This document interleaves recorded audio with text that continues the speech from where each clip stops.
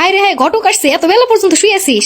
ওট ওট ওট ওট। কি সেহরি খাওয়ার সময় হয়েছে? পরে পরে ঘুমায় কইতাছে সেহরির সময় হইছে।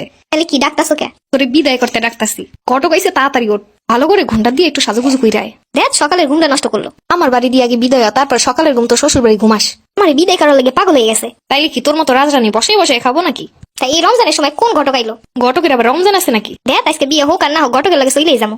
আমি কিন্তু চুল খুলে দেখাইতে পারবো না, আর হাইট হাইটাও দেখাইতে পারবো না।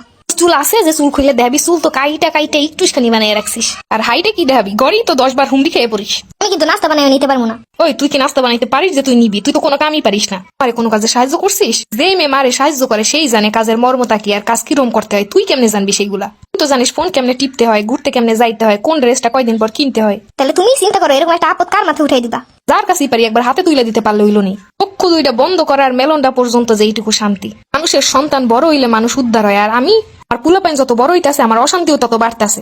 একজন রাজরানী খাওয়া নাই না দেওয়ান লাগবো মোহের সামনে। পড়াশোনার তো খোঁজও নাই, সারাদিন ফোন টেপা। 50,000 বার ডাইকে খাওয়ান খাওয়াইতে নেওয়ান লাগে। তারপর পরিচ্ছন্ন মানুষ থাকে, গোসলটাও ডাইকে ডাইকে করন লাগে। তাহলে তুমি কো শ্বশুর বাড়ি আমার কেমনে রাখবো? শ্বশুর বাড়িতে কি আর আমার মতো রাজরানী বানাই রাখবো? অনেক উষ্টা খায় শাশুড়ি এমনি ঠিক হইব আনে। তুমি কি আসল মা না নকল মা? নিজের সন্তানকে কেউ পারে নাকি এরকম করতে?